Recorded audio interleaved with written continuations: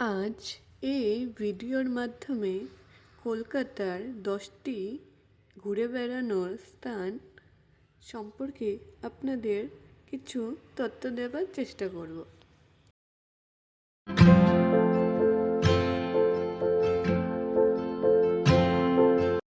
প্রথমে রয়েছে দক্ষিণেশ্বর কালী মন্দির।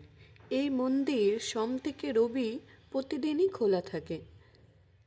আর এই মন্দিরে সকাল 5:30 থেকে দুপুর 12:30 এবং দুপুর 3:30 থেকে রাত 7:30 পর্যন্ত খোলা থাকে। 2 নম্বরে রয়েছে বেলুড় মঠ।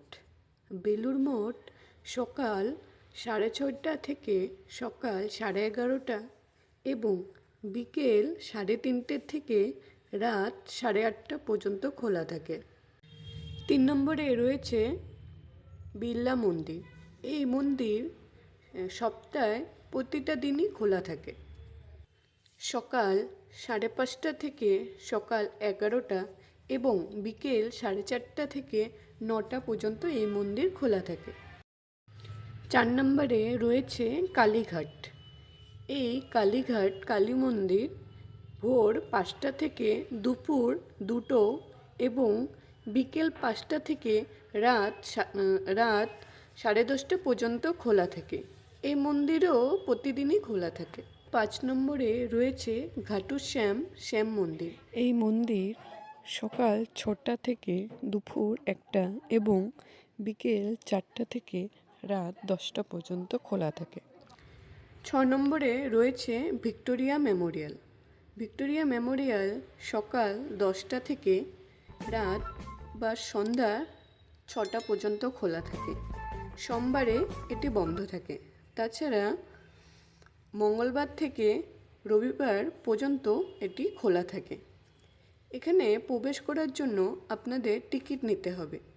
টিকিট মূল্য বাগানের জন্য 30 টাকা এবং মিউজিয়ামের ভিতরে প্রবেশ করার জন্য 50 টাকা। 7 নম্বরে রয়েছে নেতাজি ভবন। নেতাজি সুভাষচন্দ্রের বাড়ি। এখানে এটি একটি মিউজিয়াম, তাই এখানে প্রবেশ করার জন্য আপনাদের টিকিট নিতে হবে, 50 টাকা করে টিকিট। তাছাড়া সকাল 11টা থেকে বিকেল 6টা পর্যন্ত এটি খোলা থাকে আর সোমবারে বন্ধ থাকে।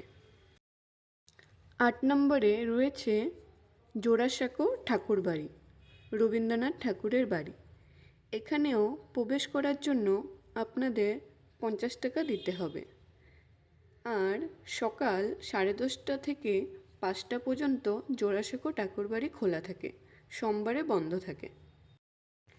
9 নম্বরে রয়েছে মল্লিক ঘাট, যেখান থেকে হাওড়া ব্রিজ খুব সুন্দর দেখা যায়।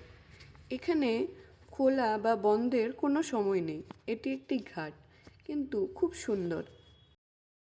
10 নম্বরে বা একেবারে শেষে রয়েছে ইন্ডিয়ান কফি হাউস। এটি দুপুর 12টা থেকে রাত 8টা পর্যন্ত খোলা থাকে।